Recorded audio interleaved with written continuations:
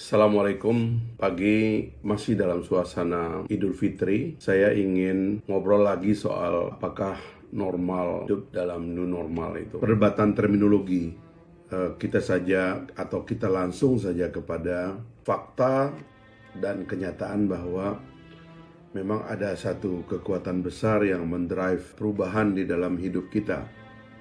Pada bagian pertama saya sudah bicara khusus soal muka kita. Wajah itu atau muka kita ini adalah sumber dari penyebaran penyakit. Itu sebabnya di antara yang paling kita awasi, yang saya katakan pada bagian pertama adalah tangan dan muka kita. Seolah-olah tangan dan wajah kita ini adalah segala-galanya. Apabila kita sukses mengendalikan tangan kita, membersihkan tangan kita, dan juga sukses menjaga memproteksi wajah kita, terutama mulut, hidung, dan mata kita, ya, 3 komponen atau indera utama kita ini, maka insya Allah kita akan relatif lebih safe, lebih aman, karena tangan dan wajah itu adalah medium penularan yang paling tidak kita sadari. Jadi dalam percakapan hidup new normal ini, saya ingin bicara berjenjang. Di tahap pertama ini saya ingin berbicara tentang sesuatu yang individual dulu, ya. Dan ini kita upayakan dan kita usahakan bersama-sama bagaimana cara kita untuk menghadapi situasi new normal ini. Jadi sekali lagi, kemarin saya berbicara tentang wajah dan tangan dalam tradisi baru kita. Nanti sampai pada ujung kita bisa berbicara tentang bagaimana normalnya tata dunia baru kita ini, gitu. Hari ini ketika posting ini saya lakukan, sedang sangat ramai peristiwa politik di luar negeri, khususnya di Amerika Serikat. Demonstrasi besar-besaran karena wafatnya seorang warga negara Minneapolis, dan kemudian juga pidato Presiden Trump yang akan menghentikan hubungan dengan WHO dan juga menyerang secara terbuka pemerintahan China, ya, terkait corona dan juga terkait Hong Kong.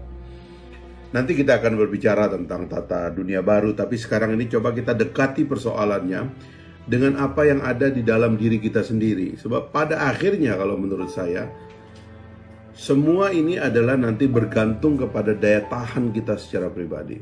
Daya tahan kita untuk hidup dalam situasi ini.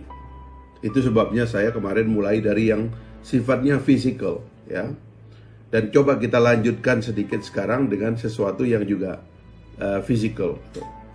Kalau kemarin saya bicara tentang tangan dan wajah, ya. Sekarang kita bicara tentang soal-soal lainnya. Mungkin kalau kemarin kita bicara tentang fisik, sekarang coba kita bicara sedikit tentang apa yang ada dalam jiwa kita.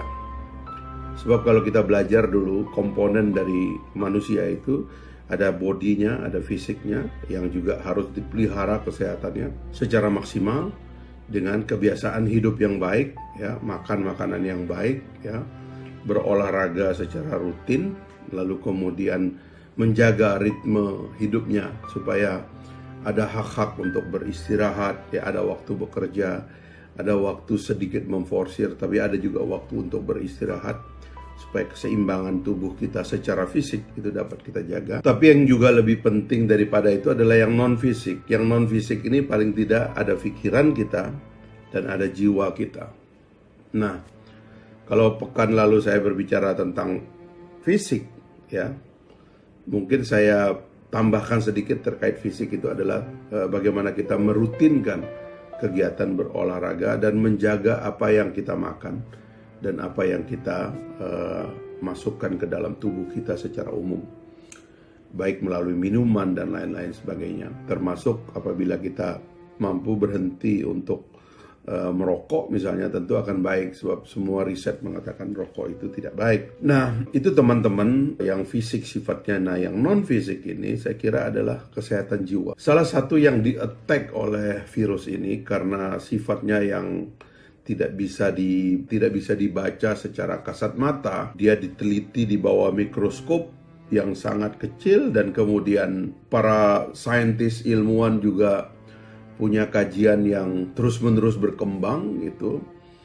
Sehingga betul-betul pandangan akhir tentang virus corona ini, meskipun keluarga virus adalah keluarga lama dalam mikroorganisme, tetapi COVID itu bertumbuh dia terus-menerus, bahkan terjadi mutan, perubahan-perubahan yang membuat tidak saja perilaku manusia tetapi juga obat-obatannya itu harus menyesuaikan dengan perkembangan dan pertumbuhan virus ini sendiri. Nah, oleh sebab itu, dengan adanya informasi yang begitu banyak tentang virus ini dan suasana yang mencekam juga kalau kita lihat situasi dunia ini, nanti kita akan membahas efek ekonomi dan sebagainya dari COVID ini dan bagaimana kita menghadapinya. Saya kira jiwa kita ini harus sehat, nggak boleh kena serang, nggak boleh kena attack. Itu yang paling penting saya kira. Semua sistem pertahanan yang harus kita miliki secara pribadi itu adalah jiwa kita harus sehat. Memang tadi kita harus punya fisik yang sehat, ya kan? Sebab katanya di dalam fisik yang sehat itu terdapat jiwa yang sehat, atau sebaliknya. Tetapi jiwa yang sehat itu adalah tuntutan agar kita survive. Sebab sekarang kita per pribadi mengontrol tubuh kita, mengontrol yang kita makan, mengontrol yang kita minum, mengontrol yang kita hirup, menjaga supaya tangan kita bersih, wajah kita bersih. Tapi begitu kita ketemu dengan orang lain, harus ada respon, sebab kita tidak mungkin tidak ketemu dengan orang lain. Work from home, jaga jarak, di rumah aja dan sebagainya, itu sementara sifatnya. Manusia tidak mungkin selama-lamanya tinggal di dalam rumahnya. Tidak mungkin. Kita punya banyak sekali hajat di luar sana dan kita harus bertemu dengan orang. Dan ketika kita mulai ketemu dengan orang, disitulah challenge-nya. Mungkin pada saat kita sendiri, kita mampu bersikap wajar. Tapi begitu kita tidak sendiri dan bertemu dengan orang, disitulah terjadi perubahan respon kita kepada orang. Karena itu, kendali dari semua itu ada pada jiwa kita, pada hati kita, pada pikiran kita. Selanjutnya begitu, yang menentukan respon fisik kita. Nah, itulah sebabnya tentang jiwa ini perlu ada semacam pelajaran yang terus-menerus tentang bagaimana menjaga supaya jiwa kita ini sehat. Ya. Ada banyak sekali ritual di dalam hidup kita itu supaya kita itu tetap bisa menjaga jiwa kita supaya tetap sehat. Pertama-tama, karena saya sering mengatakan kita ini adalah bangsa beragama, salah satu dari sumber dari kesehatan jiwa itu adalah orang beragama. Sebab beragama itu menyebabkan orang itu paling tidak punya tradisi reflektif ya, untuk berbicara kepada dirinya sendiri. Kalau di dalam tradisi agama Islam misalnya mengatakan barang siapa yang mengenal dirinya maka dia akan mengenal Tuhannya. Jadi dimulainya dari mengenal diri kita sendiri, dan dalam situasi hening kita ya tentu agama dan kepercayaan begitu banyak di dunia ini dan juga di Indonesia ini.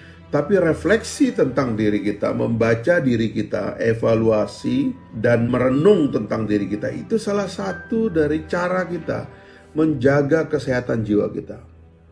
Dan yang selanjutnya adalah inheren dengan itu, karena jiwa juga ditentukan oleh pengetahuan yang kita baca, ilmu yang kita baca. Maka ilmu juga menentukan bagaimana kita mengarahkan kesehatan jiwa kita. Tepatnya sebenarnya kalau kita membaca sistematika dari bagaimana Tuhan berbicara kepada manusia, pertama-tama disuruh membaca dulu ya. Karena nanti dengan membaca itu kita jadi punya ilmu ya, kita jadi punya pengetahuan dan kita jadi punya pemahaman ya. Pemahaman itu nanti menyusun keyakinan kita. Karena hati kita itu melakukan judgment dari apa yang kita lihat, ya kan, dan dari apa yang kita pikirkan. Nah, karena itulah kemudian segala bacaan kita, ilmu pengetahuan dan pemahaman kita itu akan menjadi keyakinan, dan keyakinan itulah yang mendrive jiwa kita. untuk bertindak, untuk bersikap, untuk berbicara, ya kan? Terutama berbicara dulu, karena berbicara ini kan seperti yang saya lakukan sekarang. Berbicara itu kan punya efek balik kepada kita. Apa yang kita katakan itu adalah cara orang melihat kita. Dan di balik pembicaraan itu kan ada pengetahuan, ada keyakinan dan ada ilmu, ya. Karena itulah kemudian kita susun dulu apa yang di luar tampak ini, yaitu ilmu kita, pengetahuan kita yang mempengaruhi keyakinan dan jiwa kita itu. Lalu itulah kemudian yang kita katakan. Dan dengan itulah kita juga bersikap, ya, secara fisik tentunya, yang mendatangkan respon orang. Pada saat kita diam, tidak ada respon orang. Tapi ketika kita mulai berkata dan bertindak, orang mulai memberikan respon. Dan respon inilah yang kemudian menyusun hari-hari kita ke depan, kebiasaan kita. Nah, itulah sebabnya teman-teman sekalian, yang saya ingin katakan pada New Normal bagian 2 ini adalah tentang kesehatan jiwa. Mari kita belajar untuk menyusun kepribadian kita ini dan ketahanan kita ini dengan apa yang berasal dari dalam, ya. Sesuatu yang kuat yang berasal dari dalam. Kita membaca yang banyak, kita memahami yang banyak, itu menjadi sumber keyakinan kita. Keyakinan kita yang menjadi modal kita untuk berbicara kepada orang, agar orang itu kemudian membuat penilaian apakah kita ini orang waras, orang yang normal atau orang yang tidak normal, ya kan? Dan atas respon terhadap new normal itu, kita juga perlu ada sikap yang normal, ya, yang empati, ya, kepada orang dan sebagainya. George Floyd namanya itu, yang mendatangkan kerusuhan besar sekarang di Amerika. Minnesota dibakar, demonstrasi di mana-mana di Amerika itu. Karena ada polisi yang tiba-tiba bertindak, menjepit lehernya si Floyd ini sampai dia meninggal. Bayangkan itu di Amerika Serikat, negara yang HAM dan sebagainya itu, tiba-tiba ada polisi 4 orang ngelihat itu ada orang kulit hitam, ya, si George Floyd itu dijepit lehernya dengan lutut. Dan dia mengatakan I cannot breathe, sampai dia kemudian meninggal. Dan itu kemudian mendatangkan kemarahan yang luar biasa. Itu tindakan polisi itu kan didrive oleh apa yang ada dari dalam jiwanya.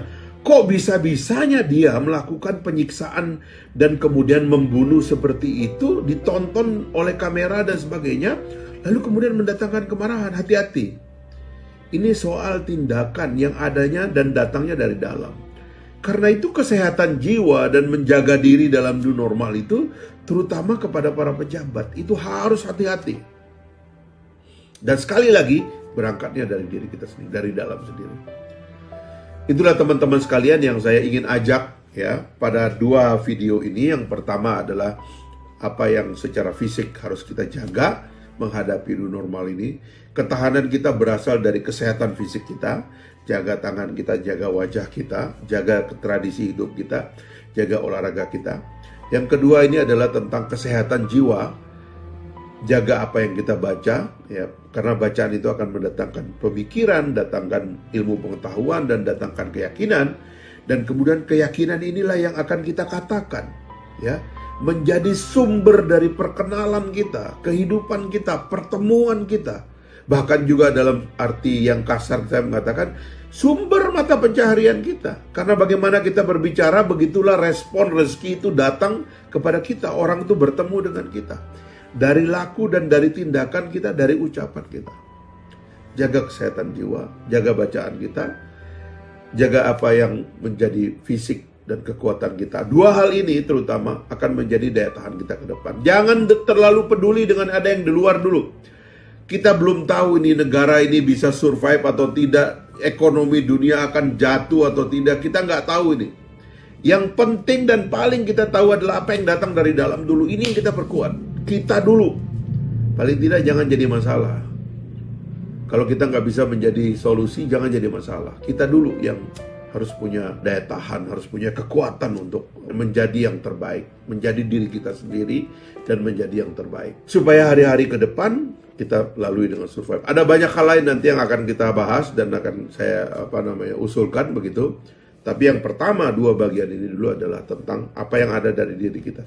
Habis itu baru kita bicara keluarga kita, masyarakat kita, bahkan nanti dunia ini. Itu saja teman-teman sekalian untuk menyimak video pendek ini. Saya sambil membaca juga respon-respon. Terima kasih atas respon dari teman-teman. Mohon masukan kalau ada hal yang perlu kita sampaikan. Tapi saya dari hari ke hari ingin menemani teman-teman untuk memasuki new normal ini dari apa yang substantif kita siapkan. Ya, kita nggak usah bicara luar dulu, kita bicara apa yang dari dalam dulu. Terima kasih. Assalamualaikum dan selamat berakhir pekan.